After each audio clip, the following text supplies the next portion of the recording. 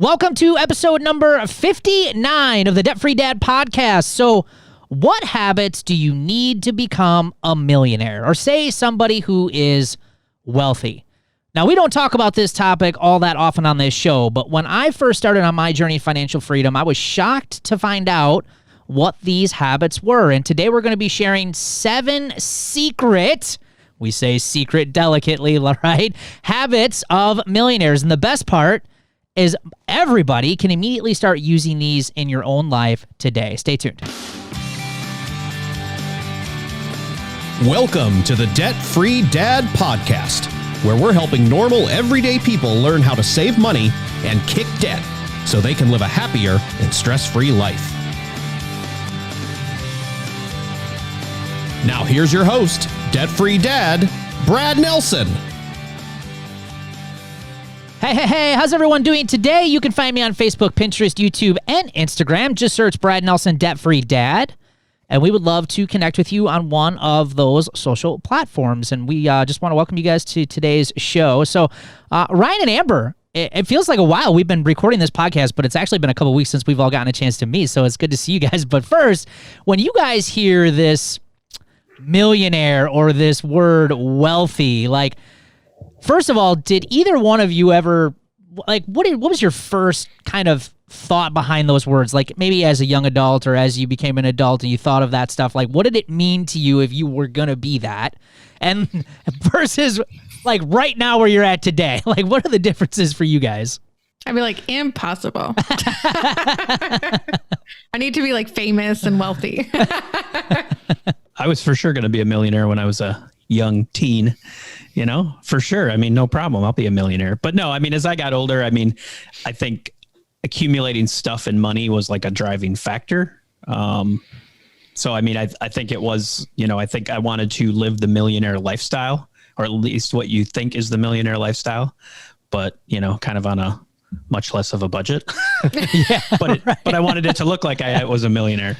Yeah, right. And I think that's what surprised me the most about this is that, you know, I mean, I've said on this show multiple times, when I first started this, you know, my goal was not to have a business or a podcast or anything like this. It was about having more money to do more things, buy more stuff, and not necessarily have to rely on debt. And, you know, it's interesting when you think about the word millionaire, right? And you think, well, you just get to live this luxurious lifestyle all the time, or these people must have like really fancy vehicles and they must go out to eat all the time and go on the best vacations or the fanciest vacations. And when I actually started to learn more about the average millionaire, because there are wealthy people that do live that way, right?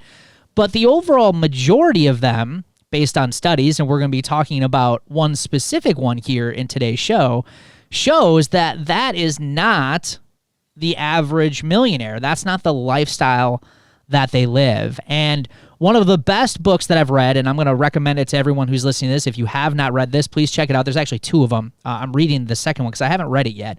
I'm actually going through some of the first chapters right now. But the first one I want to share with you is called The Millionaire Next Door. And if you're watching this on YouTube, I'm actually holding this up so you can see it.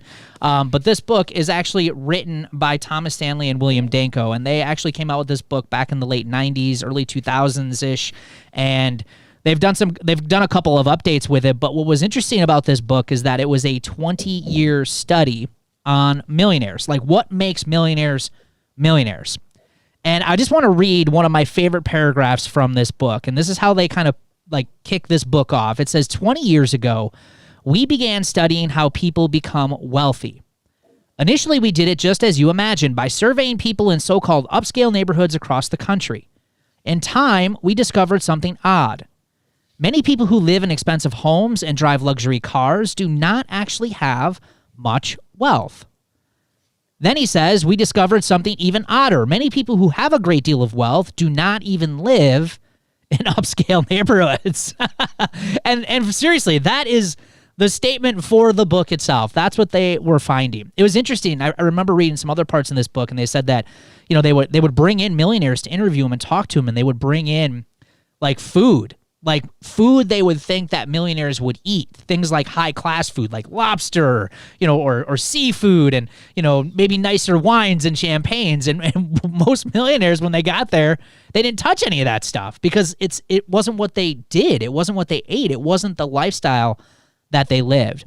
And in this book, they shared 7 factors that almost all millionaires had in common that they studied. And in today's show, we just want to cover these 7 factors. And I think what you'll find in your own life is that these could be things or ideas or habits that you could easily adopt in your own life.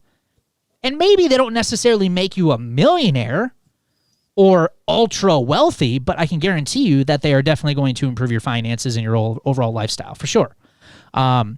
So guys, have you guys read this book at all? I haven't. Okay. I don't believe I have. Okay. So this would be good for you guys too. So the first one is, and not to shock everybody here listening to this, is number 1, they live well below their means. And so they're not overspending. They're not living paycheck to paycheck. They don't drive the most expensive cars. They actually, in the study, have, they come to find that they drive pretty typical vehicles that most people drive. They don't live in super expensive homes. And in fact, most of them live in very modest homes. And one of the people that always gets coverage for this is Warren Buffett. He's like the big, huge investor guy worth billions and billions of dollars. And they showed Warren his house. And it's just like your typical house. There's nothing super fancy about it. And people are always shocked and just why would he pick that? And it's just this modest lifestyle. It's just the attitude behind it. They shop at discount stores like Amazon and Walmart. And from another book, and I just wanted to throw this one in this section, called Everyday Millionaires by Chris Hogan. They actually did another study, and they found that 93% of millionaires actually still use coupons. 93%. So if you thought once you could become a millionaire, you don't have to learn how to save money anymore, I think step number 1 or factor number 1 pretty much wipes that off your plan. Maybe that's the key, because I don't use coupons. I never really have. So maybe I should start using coupons. We admittedly are not big couponers too. I mean, my wife she'll use them if it is just convenient, but we don't buy the paper and do coupon cutting and all that stuff. We've never really gotten into that. You know how many times I've gotten yelled at after I come back home from the store and my wife's like, "Did you use the coupon?" I'm like, "Sure." As I crumple it up and throw it away because I'm like, "Oh," she does it and she hands it to me and then I forget to give it to him. Factor number 2 is they allocate their time, energy, and money efficiently in ways conducive to building wealth. So what does this mean? This means that they have a plan and they make it a priority. In the book, Thomas and William have a term for the accumulators of wealth. They call them prodigious accumulators of wealth, or PAWs. Those that accumulate and build wealth agreed heavily in favor of these 3 statements. So listen to these 3. Number 1, I spend a lot of time planning my financial future. Number 2, usually I have sufficient time to handle my investments properly. And number 3, when it comes to the allocation of my time, I place the management of my assets before my other activities. Guys, for me, this is like a home run to anybody that I'm coaching, because one of the number 1 excuses, and Amber, you hear this from me all the time in Roots, it's one of the number 1 excuses we hear on why people are struggling and not making progress is, I just haven't made it a priority and I don't have time. And yep, all the time. All the time, right? We hear it all the time. And this is one of the things that separates those who are super successful with managing their money versus those who are not. It is not just about income.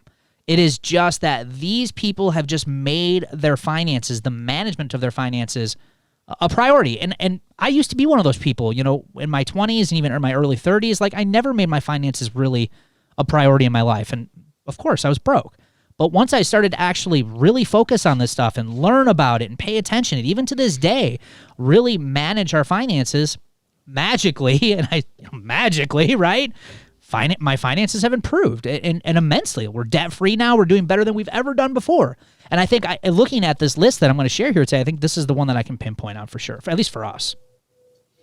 Well, and I think you look at it, from, you think of, people listening to this is like millionaire. I don't want to be a millionaire. And I know for me, it's still not really a goal of my, like, I'm not trying to be a millionaire, but I think when you look at this and how much time, they spend on their finances, becoming a millionaire is the result of all this. So your goal might not to be a millionaire, but if you start doing all this stuff and you start to really take hold and you start spending time on your finances, doing all these things, then that is a possibility. It might never be your goal, just like it's still really not my goal to become that millionaire. But as a result of all these things that we're doing, spending all the time we spend on it now, doing what we're supposed to do, I could end up with that result. Yeah, absolutely. Yep. It does not have to be like you couldn't have said it any better. I mean, you don't have to have that goal of being a millionaire to follow just these 7 things that we're going to talk about here today. It could get you to $500,000 or just less financial stress or less debt, right? I mean, these are the things that you just need to practice and you'll win. The less stress, that just does it all for me. Yeah. I mean, and for most people that we talk to, and I ask them, what are some of the financial goals and things that you would like to reach? We hear things like, I want less financial stress. I don't want to have to worry about my money all the time. We'd like to buy a house, or I'd like to just have freedom and flexibility. Or some people even say, man, Brad, it would just be nice to go to a restaurant and just pick something off the menu and not have to worry about, like, are we going to be able to pay next week's bills? Right? I mean, so most people aren't like coming to me and saying, I want to be millionaires or super wealthy, but you can just take the habits that they're using and you can apply them to your own life, and your finances will, like I said, magically improve. Right. Factor number 3 is they believe that financial independence, this is such a good one too. Financial independence is more important than displaying high social status. So going back to things like consumption, most really aren't keeping up with their peers, and most have no interest in keeping up with the Joneses, right? They don't really pay attention too much to what their friends and family are doing statistically. They just have their plan, and they really have an attitude of, I don't care what you think of this. This is what we're going to do. And we talk about this a lot on this show. Like, if you want to be successful with your finances, you've got to break away from the herd. And we're not saying like you have to defriend everybody right? But you have to stop kind of using and taking their financial advice, because 78% of people out there right now are living paycheck to paycheck. And it's these people who have become, say, millionaires or become financially independent that we need to kind of look at and say, okay, what are you guys doing different? Because you guys are kind of the minority. You're the smaller percentage. How do we start being more like you? And a lot of them just feel financial independence is way more important. In another book called Stop Acting Rich, it's also written by Thomas Stanley. This is the second book I was talking about that I'm actually going through right now. Thomas Stanley says this. He says, in this book, I detail why so many people who are not rich hyperspend on luxuries. Often they think that collecting these expensive toys will enhance their overall satisfaction with life. But as you will read in detail, happiness in life has little to do with what you wear, drive, eat, or drink. The people with the greatest satisfaction are those who live well below their means. Happy people tend to live in homes that they can easily afford. And he says, always remember the key rule concerning homes and happiness. Live in what is below your means. That's so good. Man, I mean, so I have read this book, and this is a great book. But I mean, these sort of things hit home, because I think, my earlier life before getting out of debt, it was just all about buying this, buying that, trying to keep up, making it look like, trying to just fit in, with everybody else. And, through this whole getting out of debt journey, you just learn to kind of set all that aside. And man, we are much, much happier with a whole lot less of stuff than what we used to have. I mean, I wouldn't trade. It's, we just were talking before the show started about houses and stuff like that. We've kind of talked back and forth about, do we really want another house? And it's just, we can't bring ourselves to do it because we're just so happy. Like, I just don't want to go back to that situation again. All right, guys, we're going to come back. We're going to do a quick break, and we're going to mention the other factors coming up. Hey, if you love planners, this is for you. But do you know why planners frustrate me? Because they only really get it half right. Now, sure, they're really good and fancy about helping you manage your time, which is really important, obviously. That's what a planner's for. But where they get it wrong is money, the second most valuable resource in our lives. Most planners don't include any financial planning. Things like, keeping track of paydays, bills, due dates, spending, yearly expenses, budgets, cash flow planning, debt elimination plans, and goal planning, right? None of that stuff. That's a real pain. And then what? Then you got to create your own in some silly binder, right? And who has time for all of that stuff? So instead, what happens? Nothing, right? A lot of people tend to ignore their finances even more, and things only get worse. Well, that all ends today because I am so excited to announce and release my brand new, totally awesome Debt Freedom Planner. This thing's awesome, by the way. Now, before you say, Brad, I've already got a planner. This is not an ordinary day planner. This is the Debt Freedom Planner, which is a companion tool that works with your day planner, and it's built to help you manage your money, pay off more debt, and melt away financial stress. And I believe this is the tool that a lot of people who want to take control of their finances have been waiting for. So head on over to therealdebtfreedad.com, click on the Debt Freedom Planner in the menu to get access to your planner today.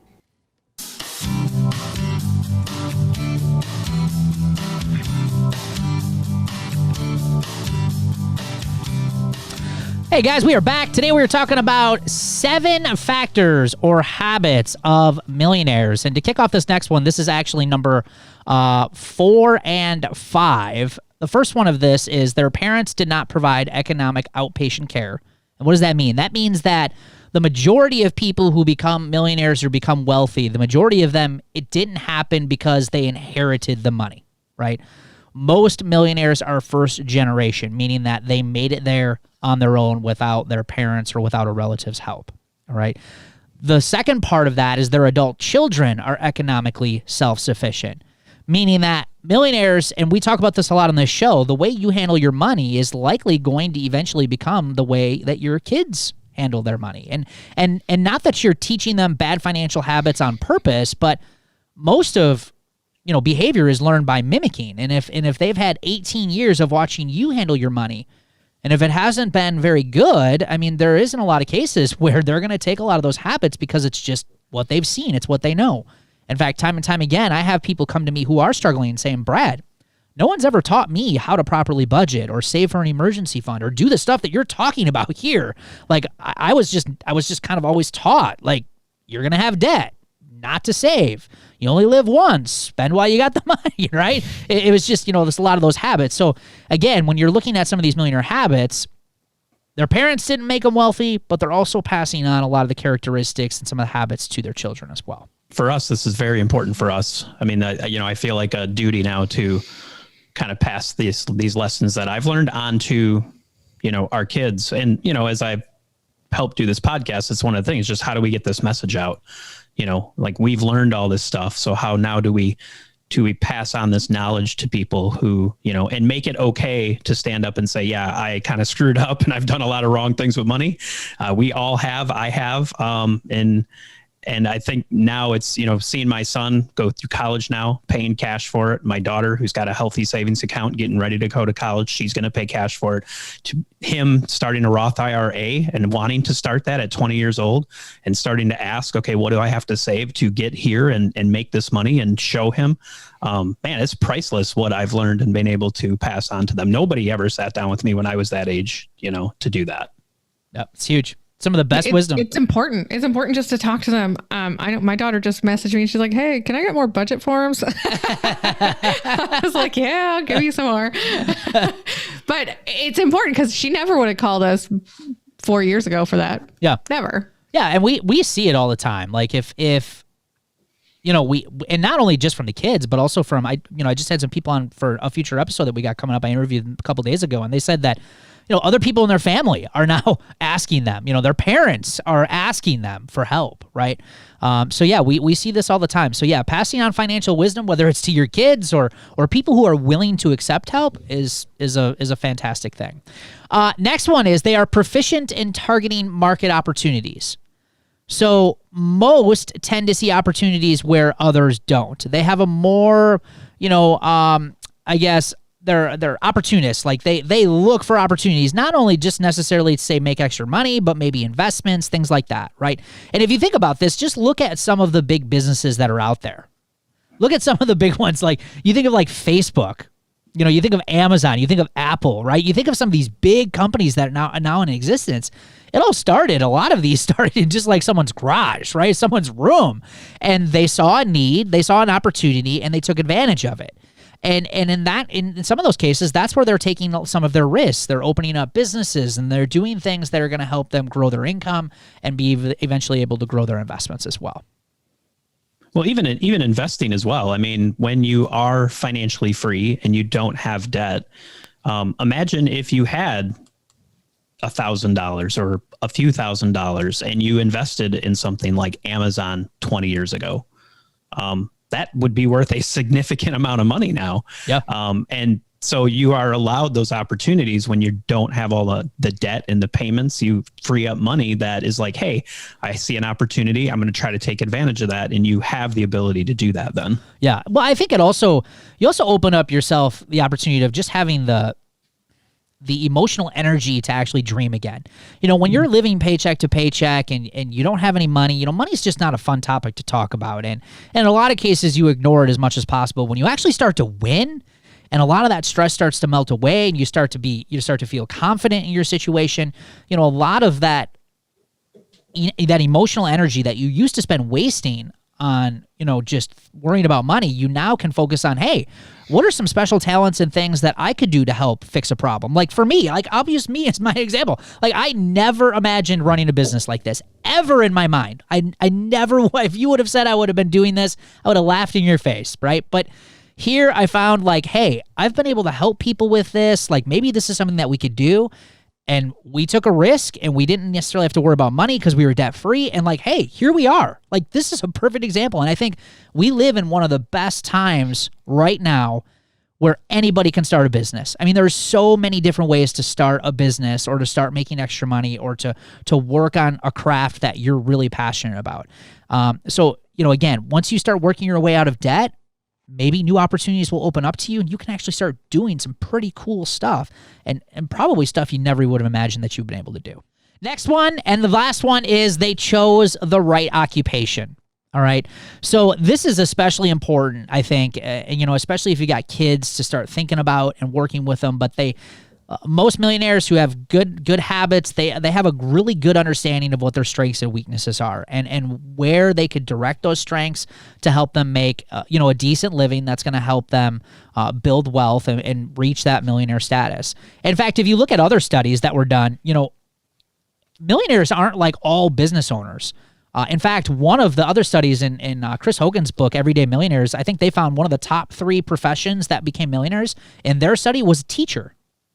Other one was an accountant, I believe, and I want to say the third one, I don't know if this is exactly right, but I want to say it was an engineer. So, I mean, these are people who just went out and worked regular jobs, and they became millionaires or became wealthy just, with company 401k plans and stuff. So, like, this whole millionaire becoming wealthy or having money and being able to invest isn't just reserved for business owners or people who start their own business. Like, this is for everybody. But I think focusing on what you're truly passionate about really, really does help. And I think what we have found with our Roots members, people who go through this process and getting themselves out of debt, one of two things happens. Number one, they have, a new falling in love with what they do for a living. They're more passionate about it. They show up to work differently. They start to get raises and bonuses that they weren't getting before because, again, they're able to focus on work and not so much worry about their finances. Or number two, they realize, holy crap, I hate this job. I'm getting something new, right? So those are opportunities, though, that can open up and you can start implementing this one habit and focusing on what is a right occupation for me? What's going to serve me in my life? This is huge for people to really be able to take a step back and say, do you love what you're doing right now? And if you don't, you could, by getting out of debt, taking all these tips, really implementing this stuff, you can put yourself in a position to find that right occupation, find your sweet spot that you love working, where you're kind of said, you figure out what your strengths and weaknesses are, and man, work becomes a lot of fun then. And you're not waking up Monday, super bummed, and you're not super happy on Friday afternoon when it's time to go home. Well, Amber, you run your own business. Like, did you notice any difference in the way you used to manage your money and because you've ran your business throughout this whole process of getting out of debt? Like, have you noticed any difference how you run your business then versus how you run it now? And do you feel any different?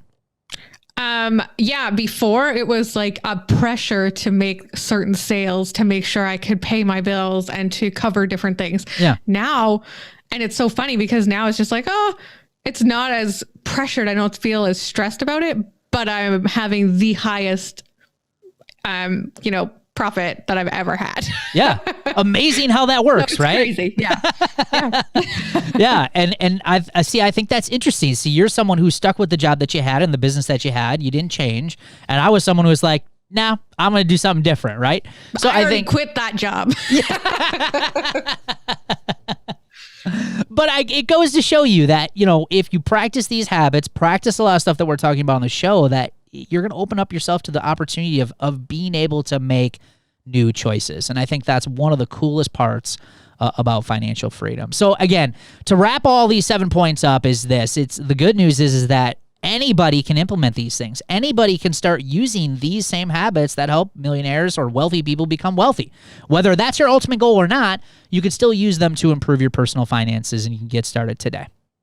Hey, what's this I see? I thought this was a party! Let's